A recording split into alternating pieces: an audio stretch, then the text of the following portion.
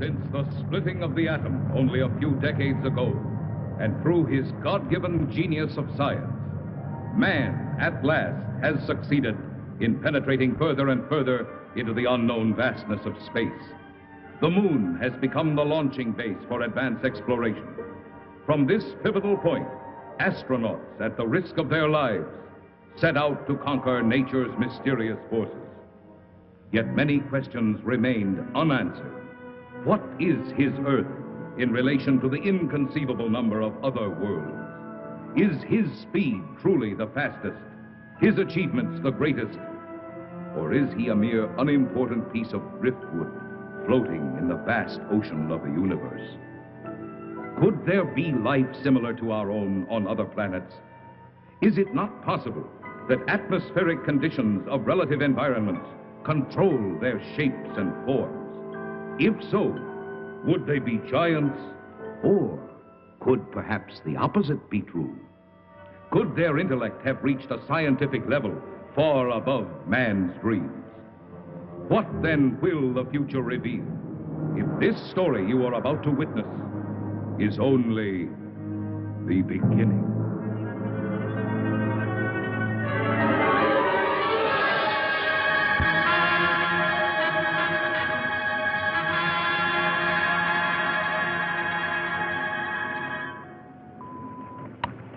Log entry, Pegasus 3, March 16th, 1980.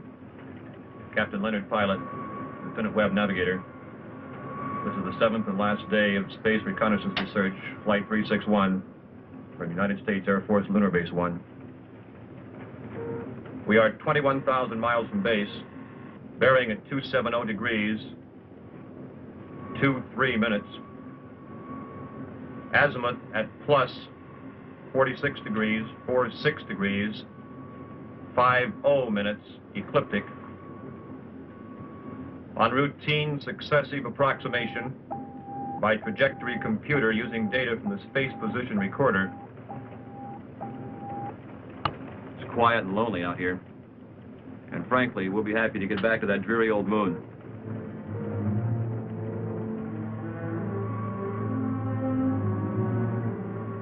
We're almost a degree off trajectory, Captain. Equipment check's okay. Must be an outside acceleration force.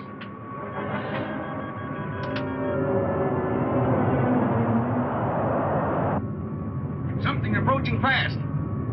I'm setting up auto-evasive pattern. A large planetoid object is on a direct collision course with us. We are under 11 G's exterior acceleration and have no control whatsoever.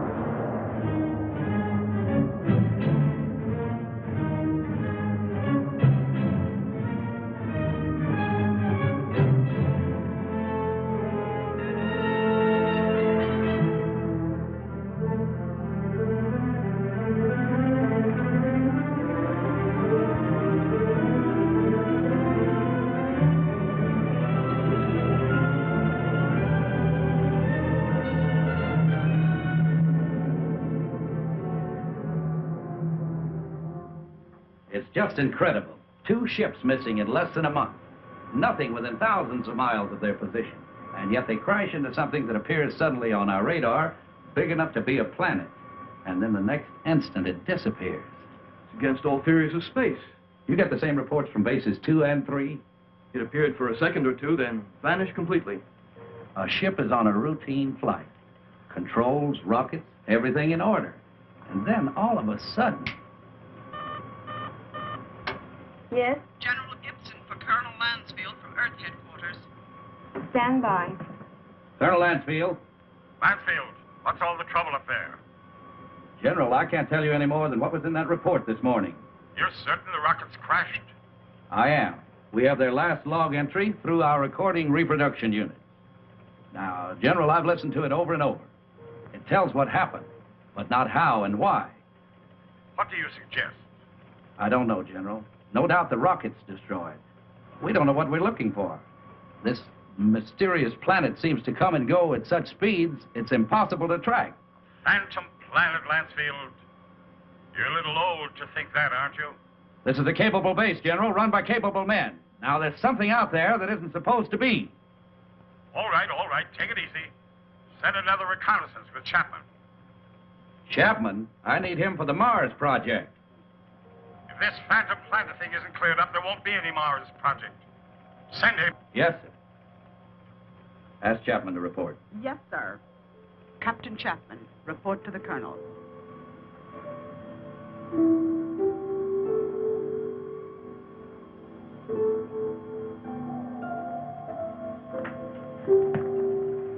Sir, I've been testing the pressure equipment for the Mars project. Forget about that now, Chapman. You leave tomorrow morning. The General wants someone with your experience.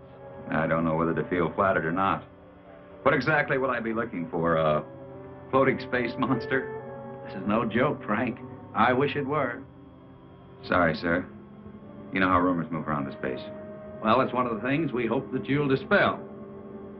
Well, you're the colonel. I'll take a crack at anything once. And that's about all you'll get, Frank. One crack.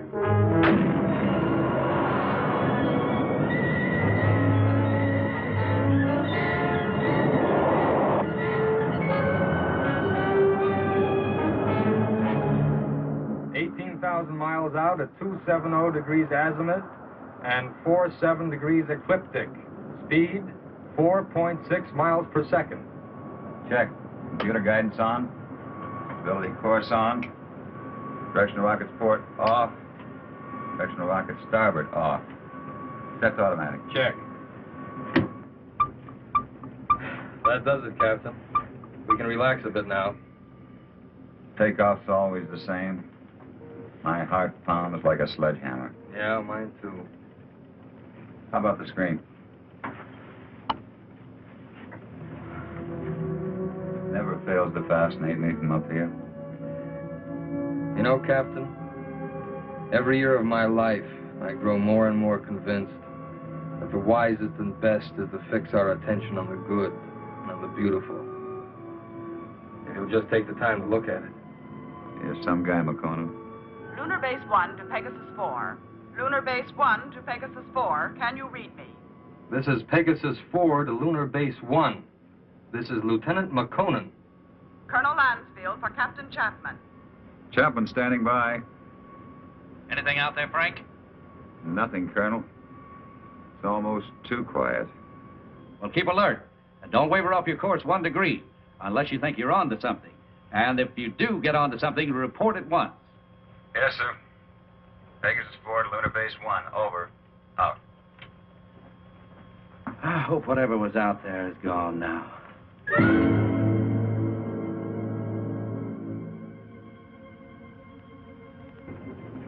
What's our elapsed time from base? 14 hours, 22 minutes, and 30 seconds. You could stay up here another 14 hours and still see nothing. Even 1,400 hours. That's about all we can do, though. Are you sure we're still on course? Why? Well, I have an idea. Turn to 278 degrees azimuth. 047 degrees ecliptic. Yes, sir. Changing course to 278 degrees azimuth, hold 47 degrees ecliptic.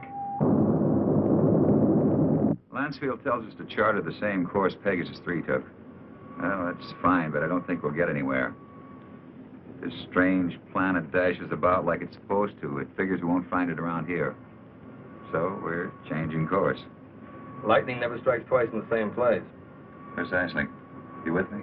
Like I said, you're the captain. I'll take a new reading. Thanks, Ray.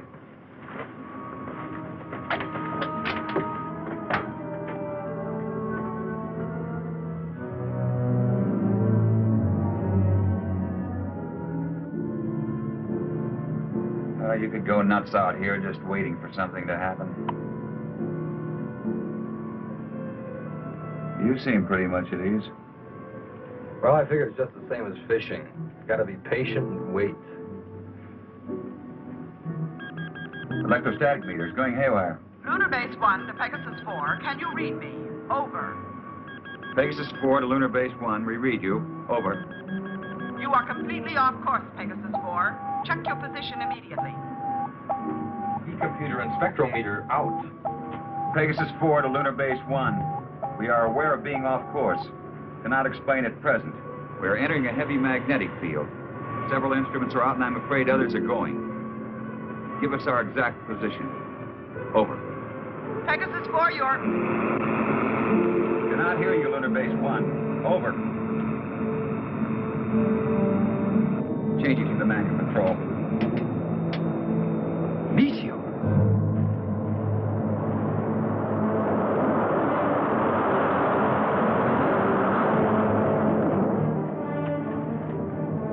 Boy, that was close. Yeah, and I'm afraid it isn't over yet.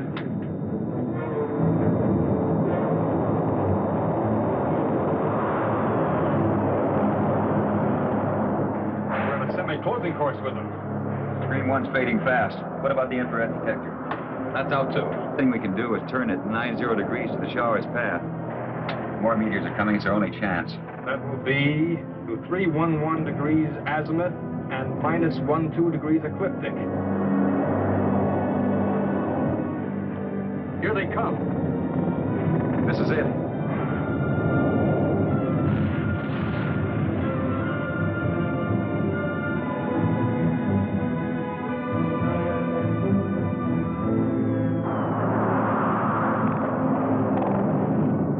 Looks like the worst is over. Don't see a lot of spots. Now, those are ionized trails. They'll persist for a while. Well, let's hope for no stragglers. With these instruments out, there won't be any way to tell if they're coming from another direction. Trick now is to get back to the moon. I think we'll make it. Yeah. Okay, Ray, let's go through a type B check. Right. Cabin pressure. 20 coming up. Retroport. Positive. Retro starboard. Positive. Main circuit 1. Negative. Main 2. Negative. Now let's try the auxiliaries. Main 1. Negative. Main 2.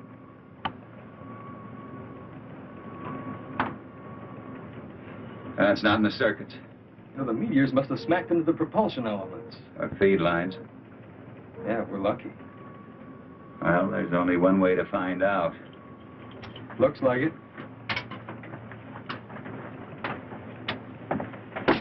Yeah. There's one thing sure. What's that? They knew what they were doing when they forced us to go through those space drills dozens of times. If I remember correctly, you had a different opinion. They don't rub it in.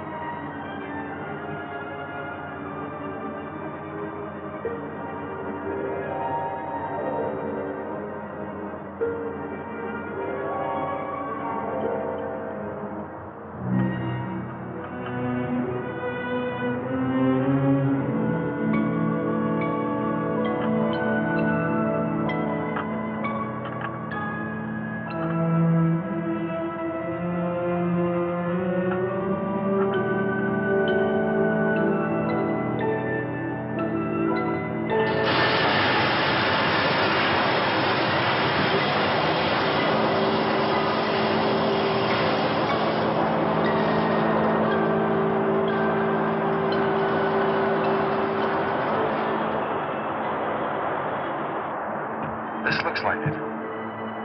The retro rocket feed lines must be cut.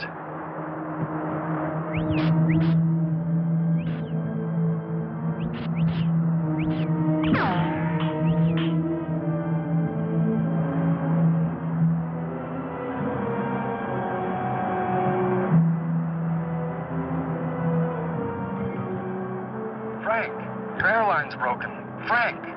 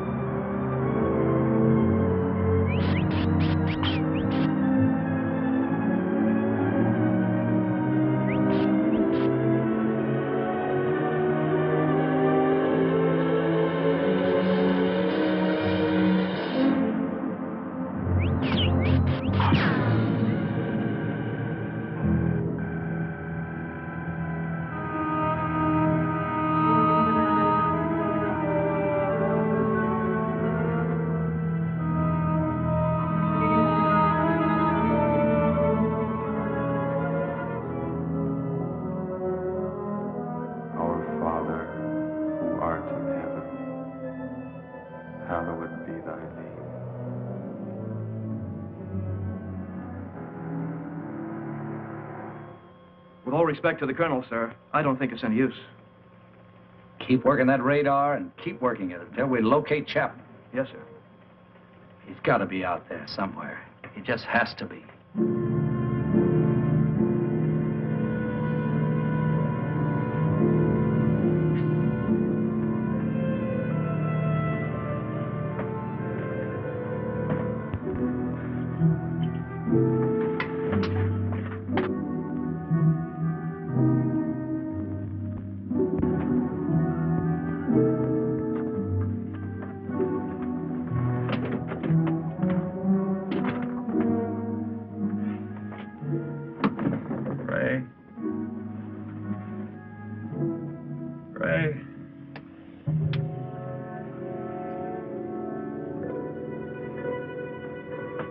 Lieutenant McConnell.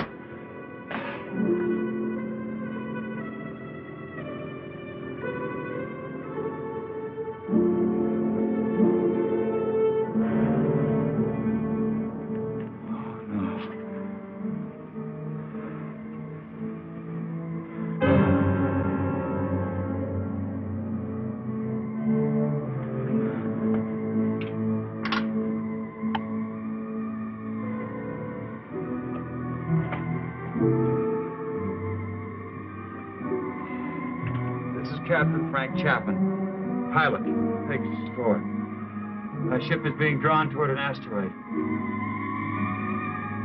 Instruments completely out of operation. Navigator McConan, lost. I cannot read my position. I'm going to try to land. I don't think I'll make it.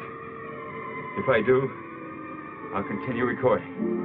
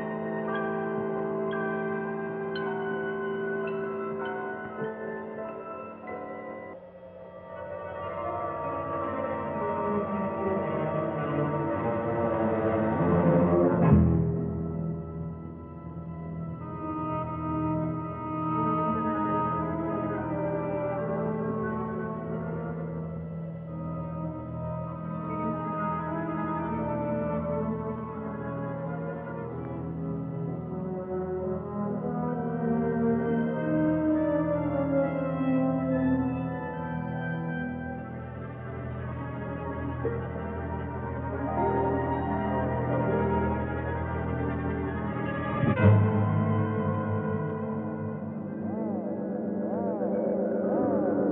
seem to be entering a heavy magnetic field. Some of the instruments are off, others are going. Meteor! You are completely off course, Pegasus 4. Check your position immediately. Lunar Base 1 to Pegasus 4. Can you read me? Frank, your airline's broken. Navigator McConan. Ray? Lieutenant McConan. I'm going to try to land.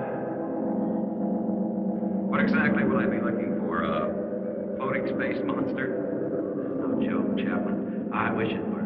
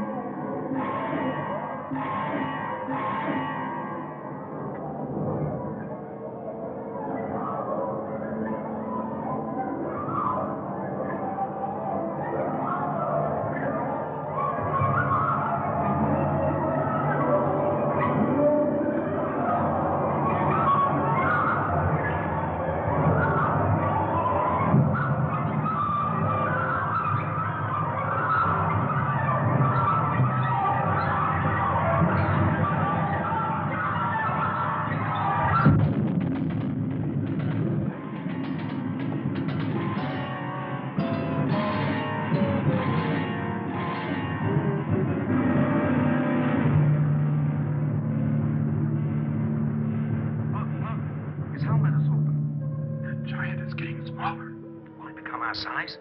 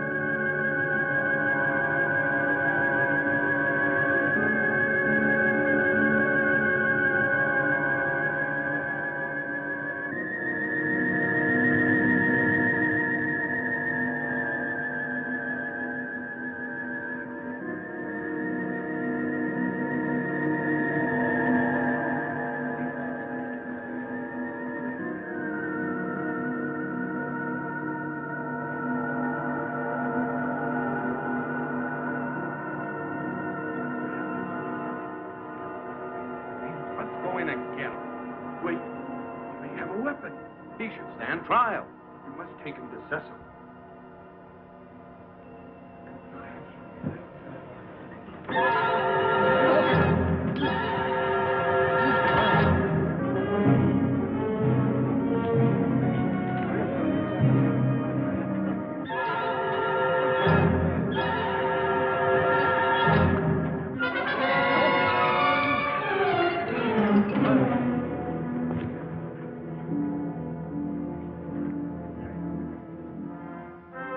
We will begin the trial. Yes, Cecil.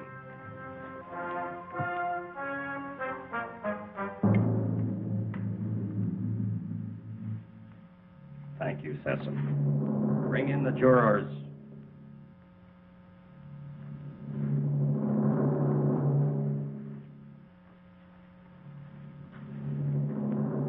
Will Ipsilata step forward?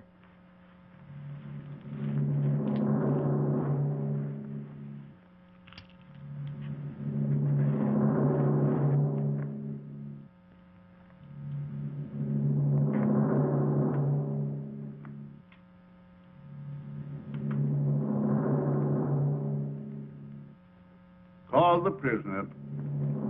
Bring in the prisoner.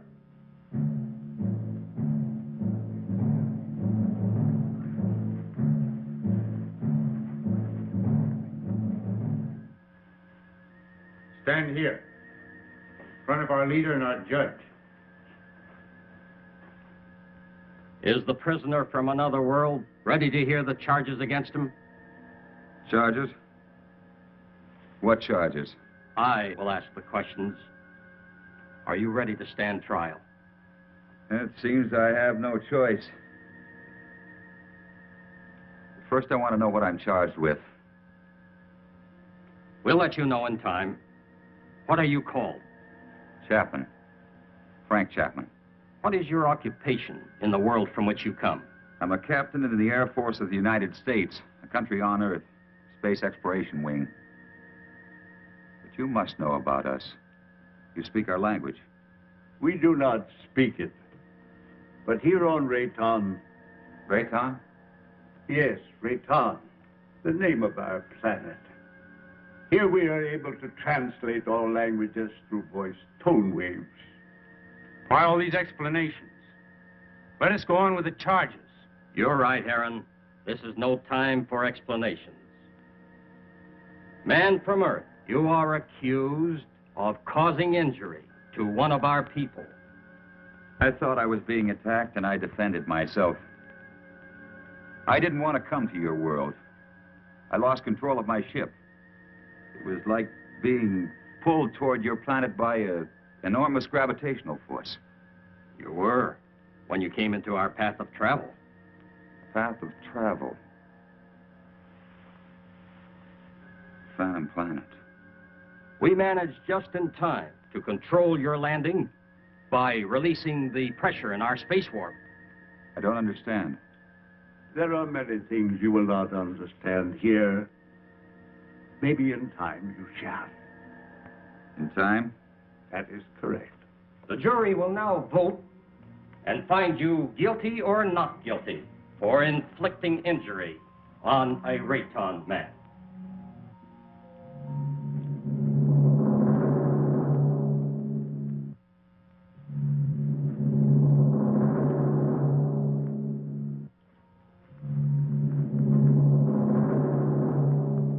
The verdict, Judge.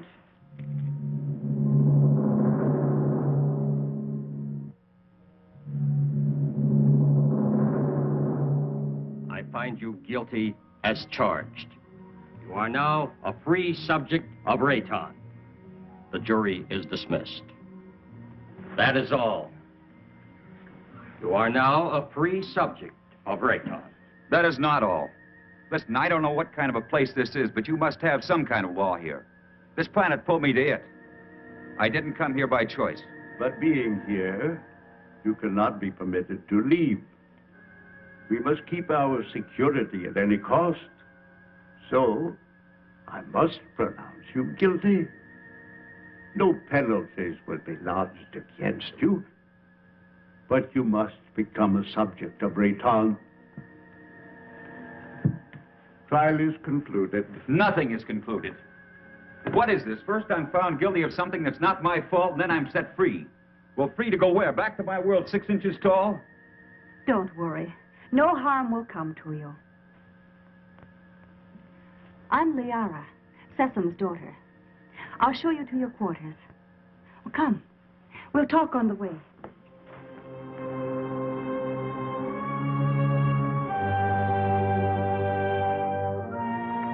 What has happened to me?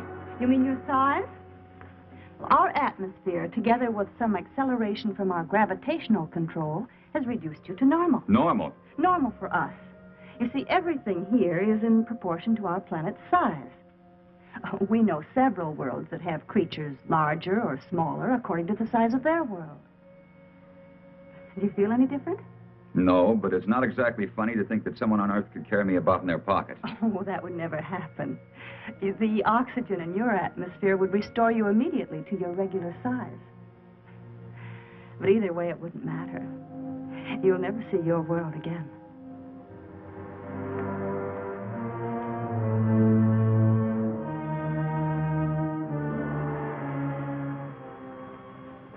Nothing yet. No, sir. No contact for 2 days. I'll wait another 24 hours. Then, with or without orders, I'm sending out a search party. You wanted to see me? Yes. Will you excuse me?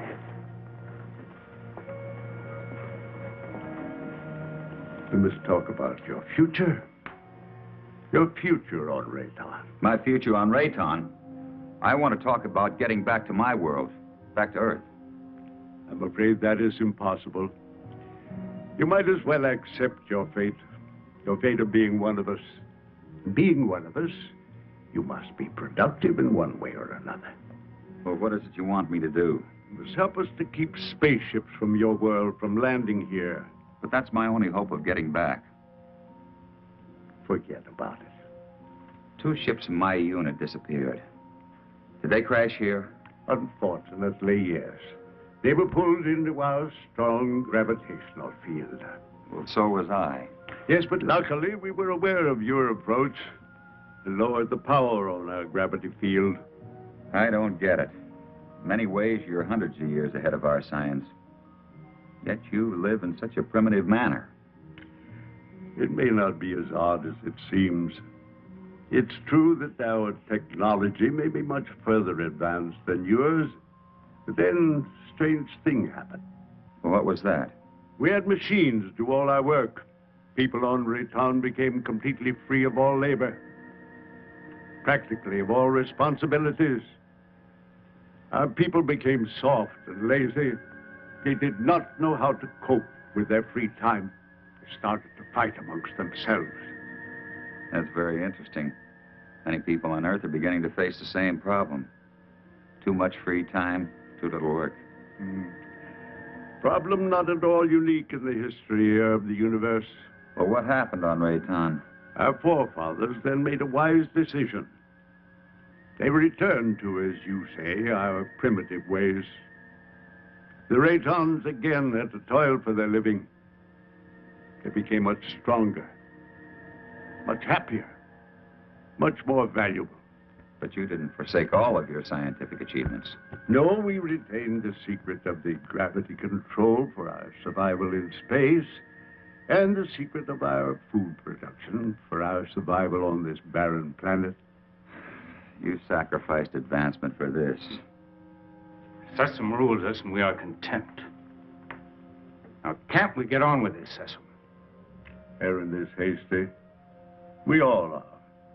Our lives have been changed so much. I would like you to become acquainted with our ways. Later, you may choose a wife. With Liara or Zetha. Zetha cannot speak, but she is a fine woman. Well, between the two, it would be difficult to make a choice. It is no problem. You may take your time, but once you've made your choice, remember, it must not be taken lightly. You must be hungry. Come with me. Liara. Go now and learn our ways, and perhaps you may help us with our problems. You can decide about this later. Now you need to eat and rest.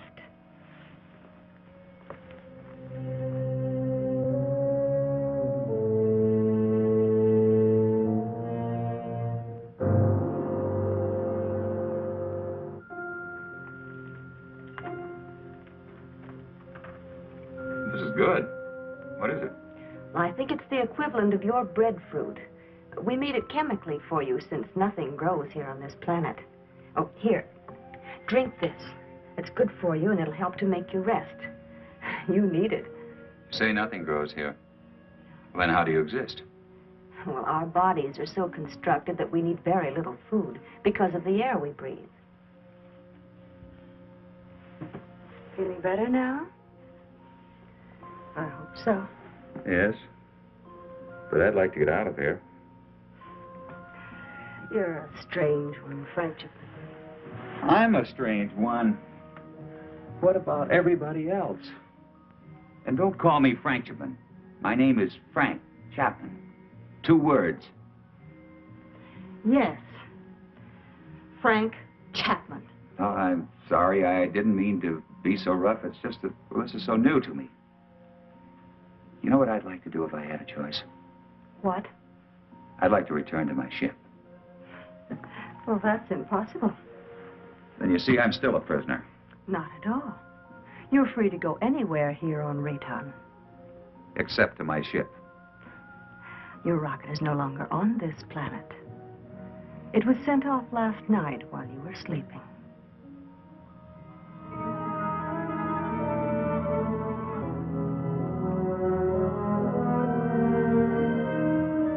I cannot read my position.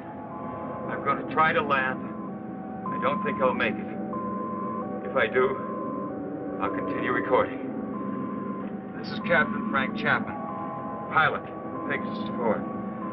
My ship is being drawn toward an asteroid. Instruments completely out of operation. Navigator McConan, lost.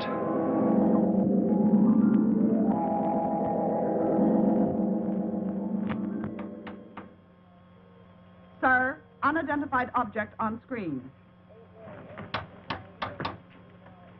This must be Chapman's ship, Colonel. Certainly has all the indications and all the characteristics of a spaceship. And no other unit of ours is scheduled for flight in this area. Any contact?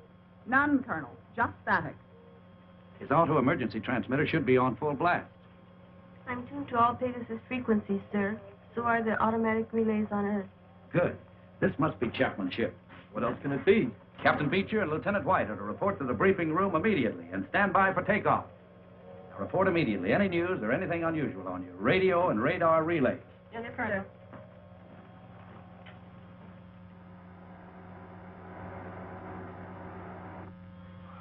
The rescue ship is in the countdown phase, sir. They're waiting for your final operation orders.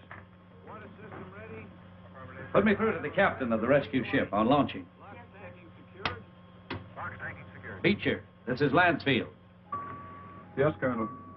Beecher, your final instructions are being teletyped on your recorders. Yes, sir. As you know, something unusual must have happened to Chapman and McConan.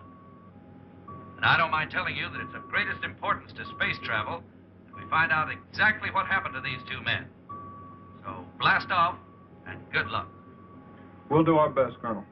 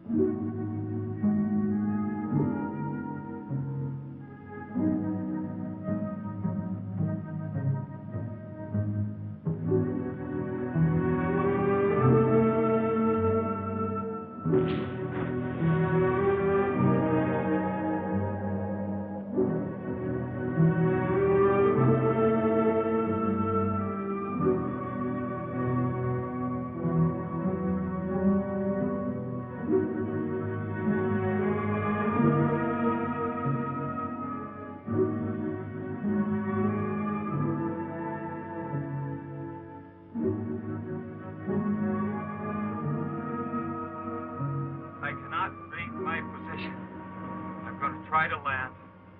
I don't think I'll make it. If I do, I'll continue recording. This is Captain Frank Chapman, pilot, Pegasus 4. My ship is being drawn toward an asteroid. Instruments completely out of operation.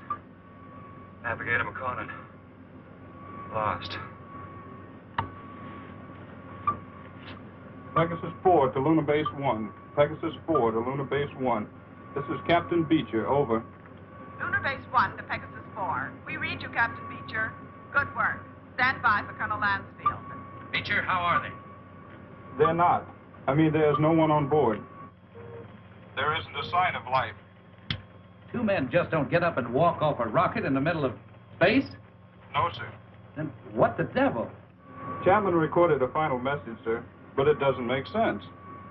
Our repro units are picking it up. We're examining it. Can you bring her in? I'll have to check out the instruments, but I think so. All right, give it a try. White can bring your ship in. Yes, sir. And Beecher. Yes, sir. Good luck.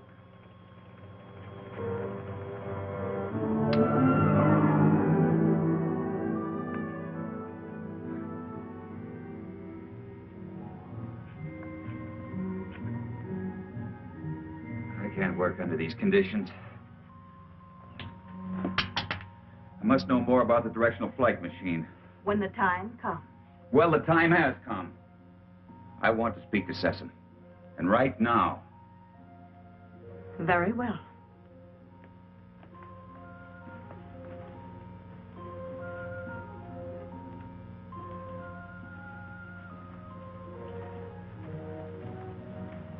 Father, Frank Chapman wishes to speak with you. Do you want to talk about Liara? That isn't what I came here to discuss. My work has reached a stage and I need to know more about your gravity control. It is too soon. Now, how do we know he's not a spy for the Solarites? You're too distrusting, Heron. All right. You may see it.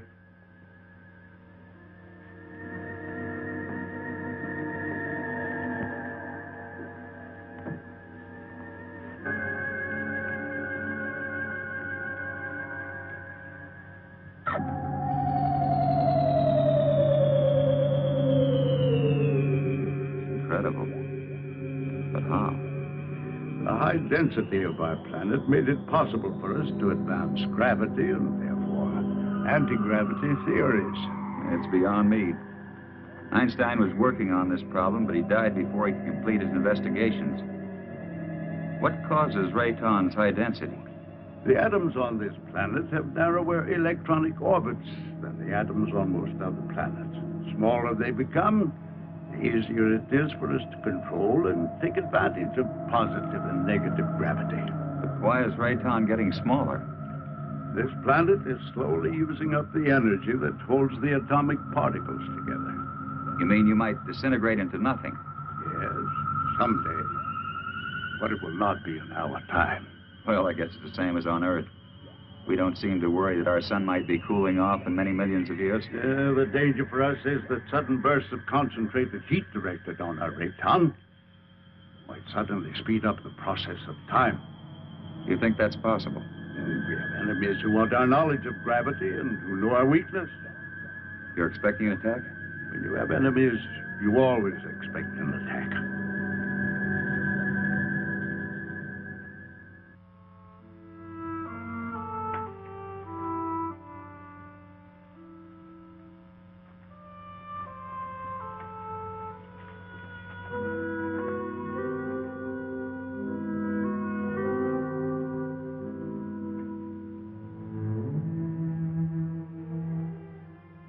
Hello.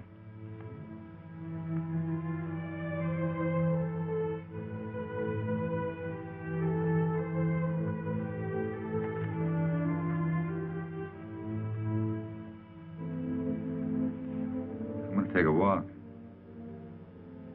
Will you join me? Come on.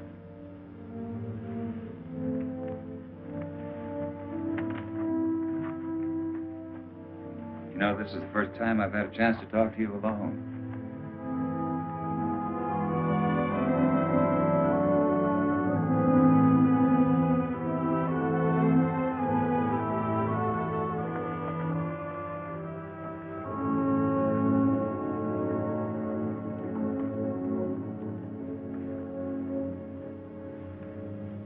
How is it you're more different than the others? I don't mean you're sour inside. I mean, you're warmer, more sensitive. That wasn't really a question, because I know you can't answer. I just wanted you to know how I feel. It's a strange world. I don't want to hurt Liara. You don't either, do you? I like you.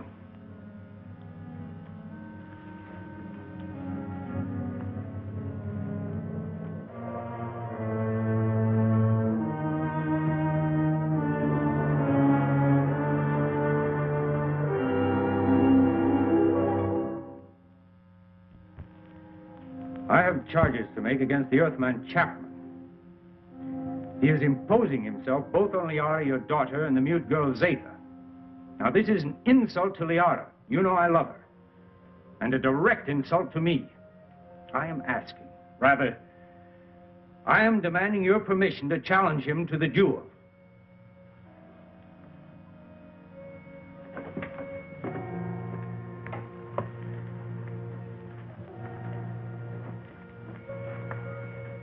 You sent for me? Yes. I have reports about you that are not good. That you're causing much trouble. What am I supposed to have done now?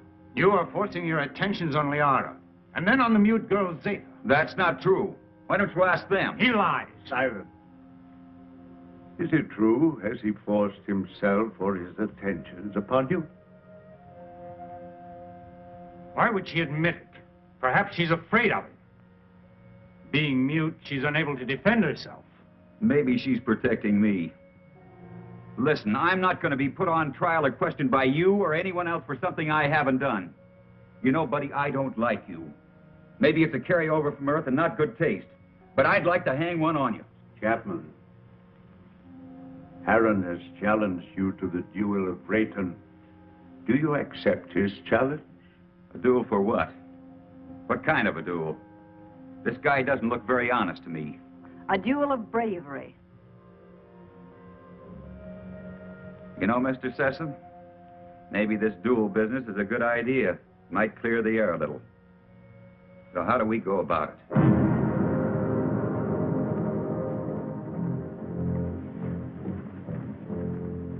Aaron, you know the rules for the duel of Rayton. But for him, I'll have to explain and show the results. Chapman, come here. Those are gravity plates that we've had placed here. Their intensity is so high that any object or any person placed on any one of them would immediately disintegrate. Here, let me show you.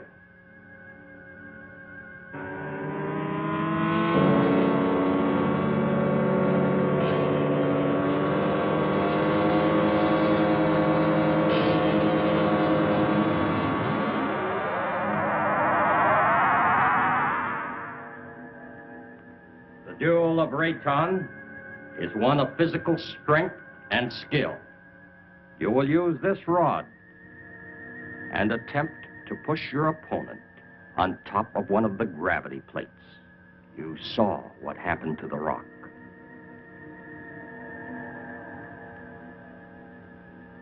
Get ready.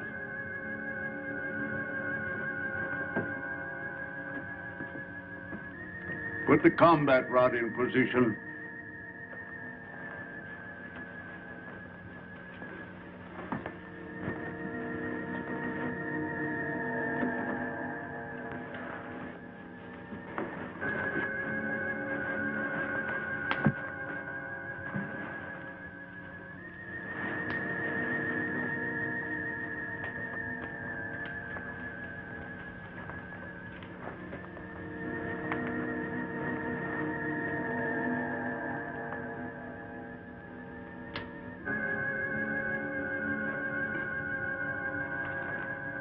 At my signal, you will start the duel.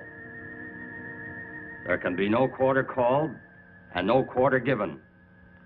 The fate of the victim is in the hands of the victor. The moment has come. At my light signal, you will proceed.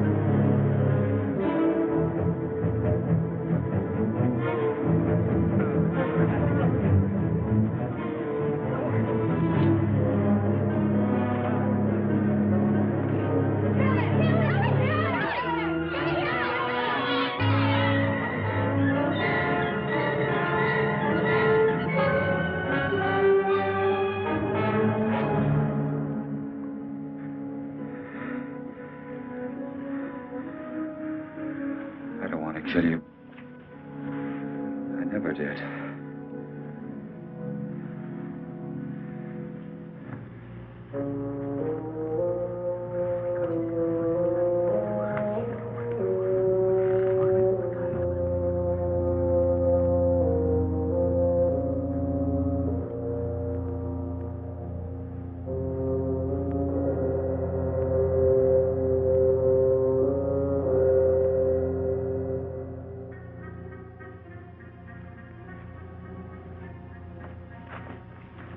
Why didn't you kill him? I didn't want to. I don't believe in it. In this case, killing him would have accomplished nothing. But Heron wouldn't have shown you mercy. He'd have killed you because he wants me. But I don't love him. I love you. If you'd felt anything for either one of us, you could have stopped this duel. What? You know what I think? I think you were waiting to see which one of us won and then take the one that was left over. Why? No, Liara, I don't love you. I don't even know if I like you. But let me tell you this. You can't make someone love you. It's got to come naturally. You can't force it, you can't command it. If you do that, you'll never find it. Oh, this whole thing is like a nightmare to me. I miss my people. Well, I've got to make some attempt to get back. And if you feel anything for me, you'll try to help me. Well, perhaps you're right.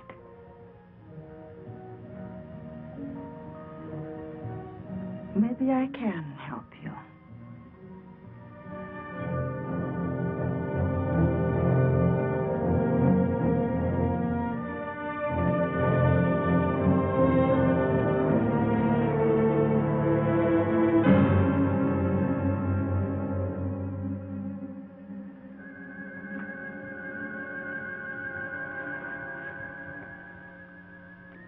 As you said, I don't want to kill you. No, I think I could understand your somewhat quaint language if I were on your Earth a little. Well, why don't you kill me? You didn't kill me. You had the chance. Well, what about the knife? This isn't exactly what I'd call a friendly visit.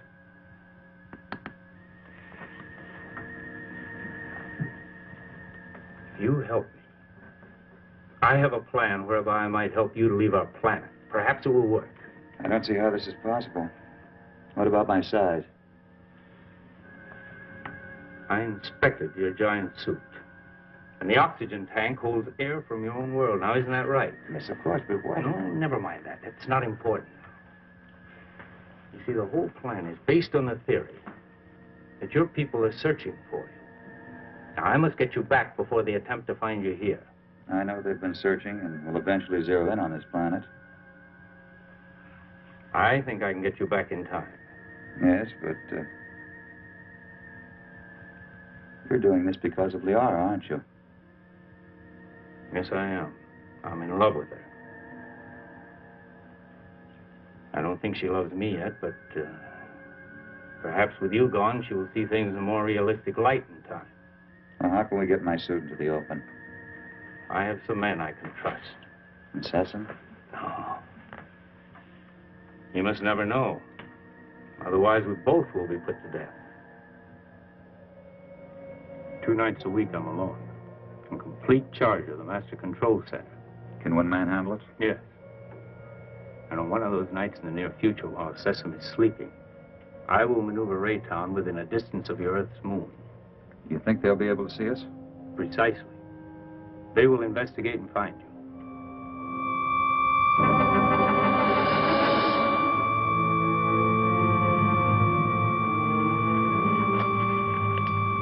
Go with it.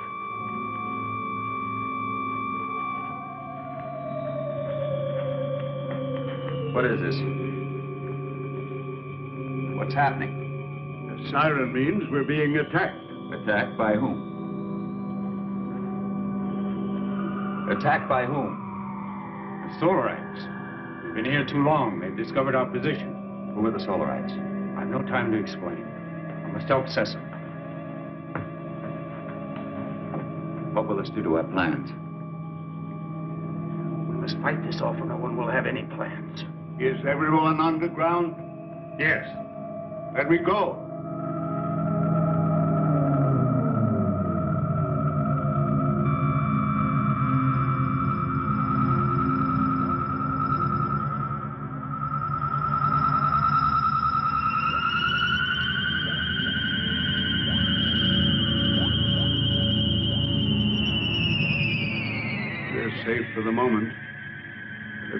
won't give up so easily.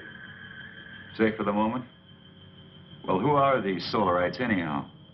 They're from a sun satellite.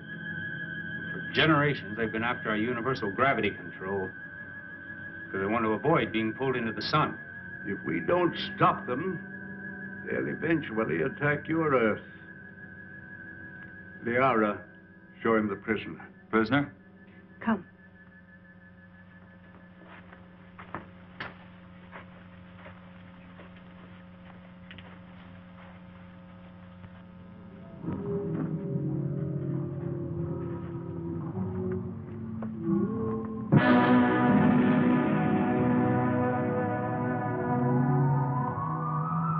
That's a Solarite. Yes. He was captured during the last war. The only one of their monsters that didn't die in the attack. When did this attack take place? Several years ago, when Zatha was a little girl. That's when she lost her voice. What makes those rocks disintegrate? It's as if they were hitting some invisible wall. That's exactly what it is. The monster is so strong that he can smash any ordinary structure. Now, what you call an invisible wall is really another way that we use our gravitational control. Now, by using a high magnetic field, we can lock molecules so closely together that they form a solid wall. Make a big hit at MIT. Where? One of Earth's more advanced centers of learning. I only hope your wall will hold him in check. Yes. He could kill us all if he escaped. Life on other planets. We were always wondering if ours was the only one so blessed. There are many inhabited worlds, but only these fire people bother us.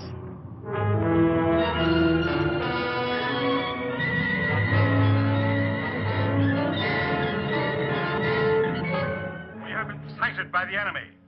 They are forming a concentrated attack pattern 6, vernier index 1-2.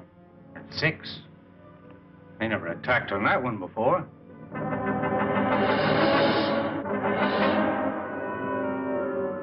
What are we going to do? We must try to break up the attack.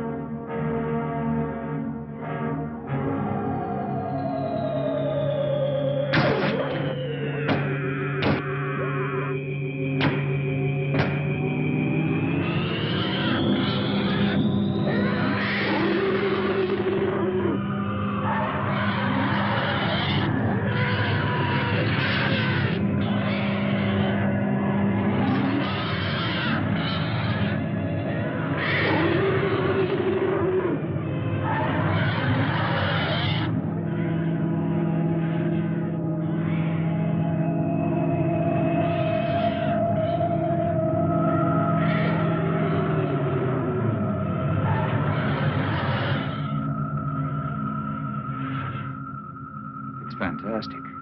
We can do one of two things. Outrun them or fight them. Well, breaking up a formation is one thing, but how can you fight them? Do you have a chance? We have to settle that once and for all. Living in constant danger isn't worthy of us. But don't forget, we still have the gravity control. The greatest danger to us is the high-intensity heat bomb. That's right. They have enough concentrated heat to blow up our planet instantly. What would you do? I would fight. And you? Fight. Right. That's exactly my decision. Prepare for battle. Sharp acceleration for attack position.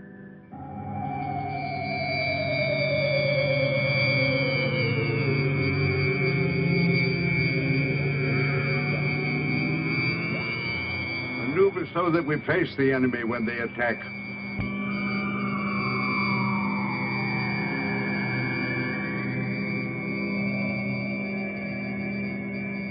Aaron, alert our units to be ready for frontal attack. All units, Prepare for frontal attack.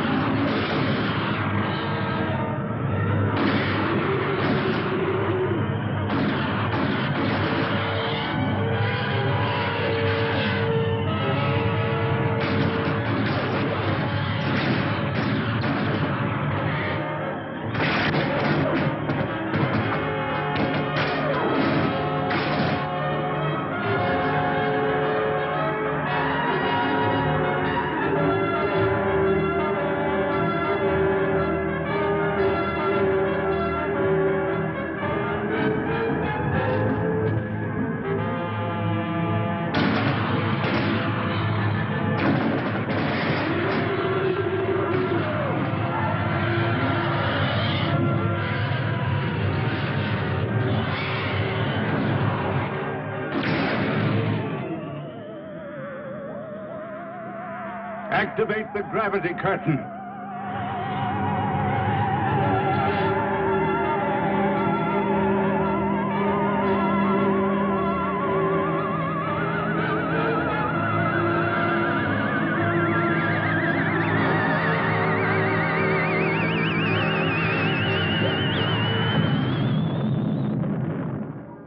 Oh, it was a magnificent victory.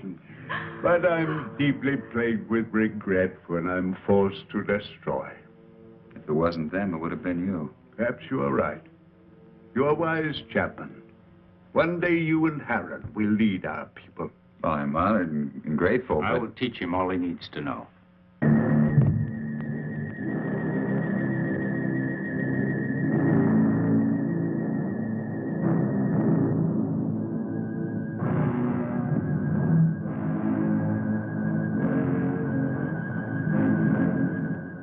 Where's Zeta? She went to sleep early. Sleep? I'm very tired. Perhaps the battle was too much of a strain on me. Good night. Good night, Sleep well, Father. Cecil.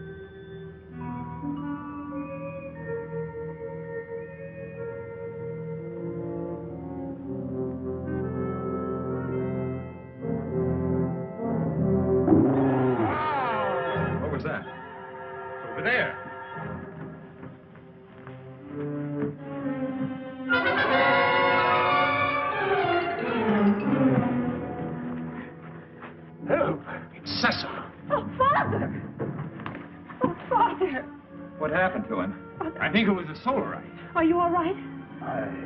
What happened? I don't know. Was it the solarite? Did you see him? It was terrible.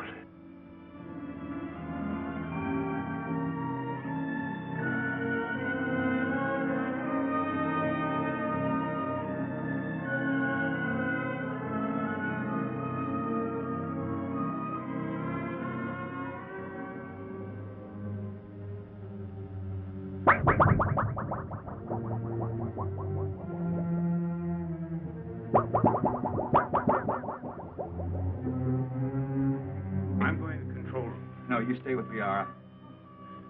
Chapman, Yes? go through that corridor. It's shorter. Hi. But be careful. I'll be all right. Oh, Heron.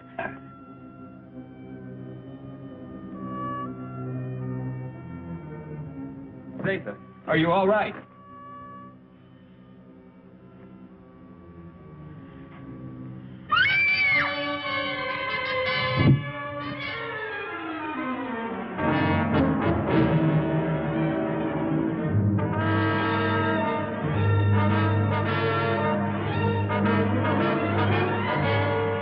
Hey, watch the plates!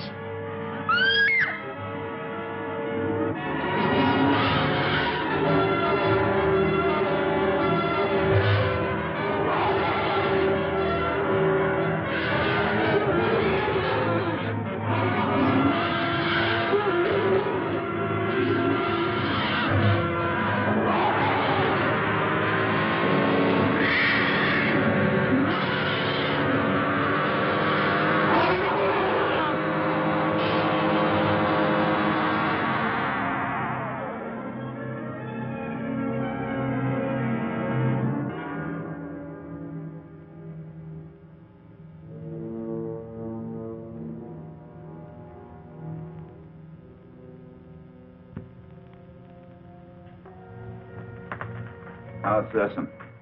It will be all right. Liara's with him. I'm glad. You still wish to return to your world? Yes, but... Well, then tonight's the best time. See, the chaos of battle has brought us closer to your moon than we've ever been. It'll be a simple task to maneuver Rayton slowly and steadily even closer, and the risk will not be so great because the travel time will be short. And we'll be well within the range of Moon's radar. Yes, but we cannot go unnoticed.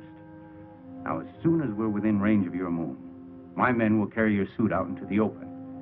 Now, if your people come to investigate, we'll pull them into our gravity and direct their landing. Meanwhile, you will enter your suit, seal it up, so that you're not exposed to our atmosphere, and, well, the rest you know. Where shall I meet you? In the control chamber. Someone will come for you.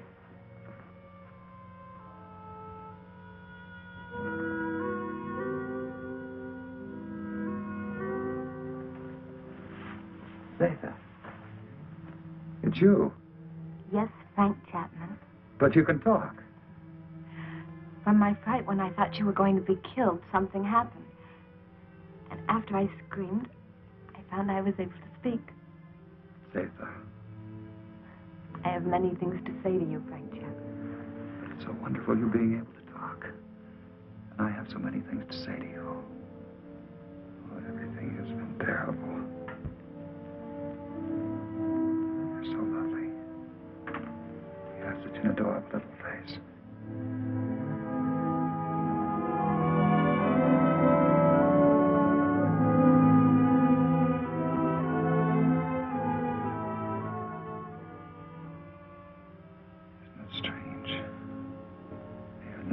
I've found perhaps what I've been looking for all my life.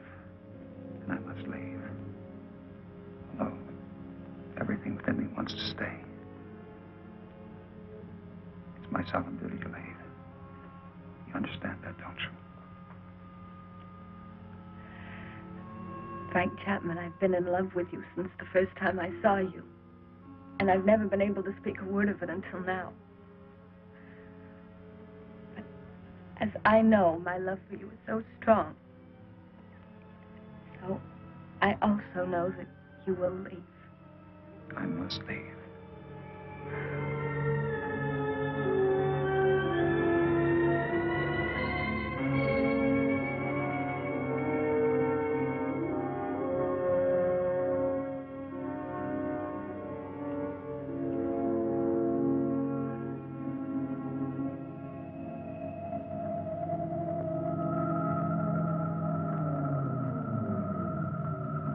Good, you're on time.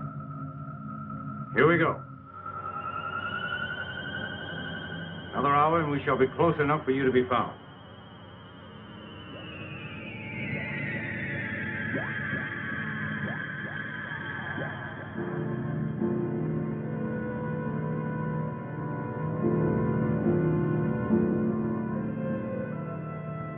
Lunar Base 1 to Rocket Ship 380. Over. This is Rocket Ship 380 to Lunar Base 1. Over. Radar has just picked up a giant asteroid. Identity unknown. Cannot find any record of it in the space charts. The Phantom Planet. Give us exact position of asteroid. 9 degrees in northern cluster field, and I have an order from Colonel Lansfield. You are to land on this asteroid and send White to investigate. I hope you will find happiness back with your people. You would be my happiness. Here or there. Frank Chapman, please. You must take the stone. It will be a good luck charm. Hold on to it. It will help you to go back safely to your people. Keep it. And remember, Mac, I love you. Yes, Zeta. I'll keep it forever. Just confirmed it. A rocket similar to yours is heading in our direction. I hope it won't crash. Don't worry. I have the best men on gravitation control. And I have another man who's coming to help me turn on the oxygen tanks as soon as you're in your suit. Thank you, Han. You know, we've become friends here. Good friends. We would have become friends anywhere. Your planet or my Earth. I wish you and Liara much happiness.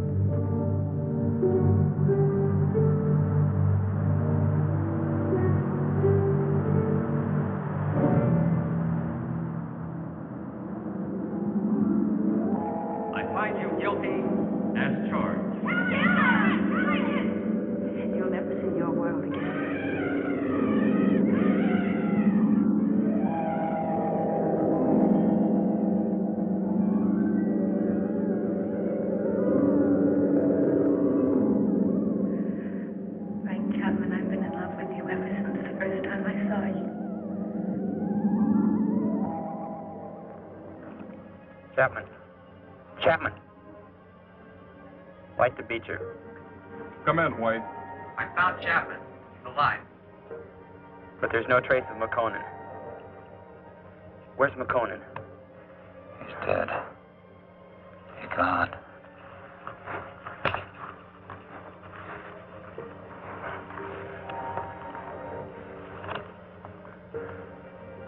Where are we? Where are they? Where are the others? Where's who? Zeta. What are you talking about? Say something. Helen. Come on, let's get back to the ship.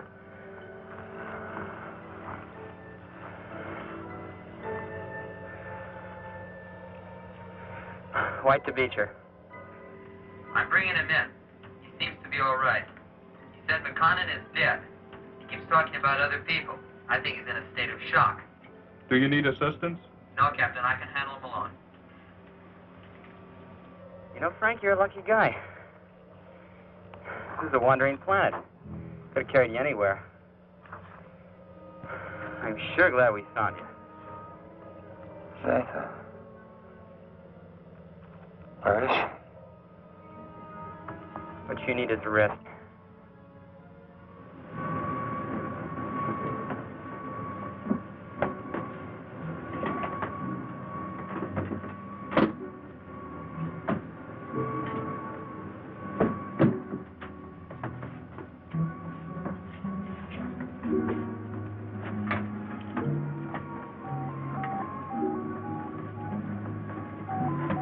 for immediate takeoff.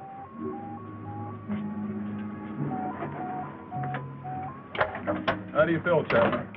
I don't know. I don't understand. It's unbelievable. We'll get you back to Moon Base for a thorough examination. Do you think you're hurt? I don't think so. You must have been knocked out for quite a while. I must have been dreaming. Quite possible you were delirious. The shock of the crash landing of your ship. Ray's gone. But I just left Zeta and Heron.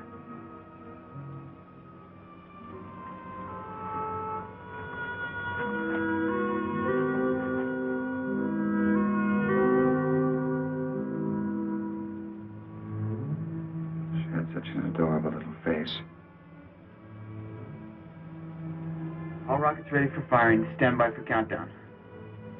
The gravity of this planetoid is very strong. We'll need every bit of thrust for our takeoff. Don't worry. I know we're gonna make it. Start your countdown. 10, 9, 8, 7, 6, 5, 4, 3, 2, 1, 0.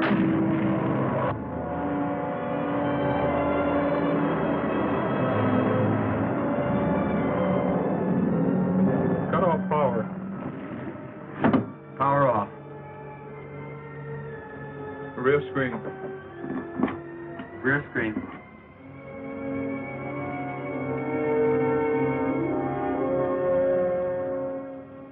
No, now they'll never believe me.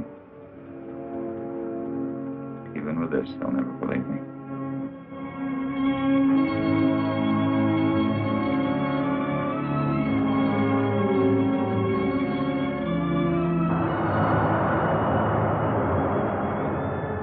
What then will the future reveal? If this story is only the beginning, only the beginning.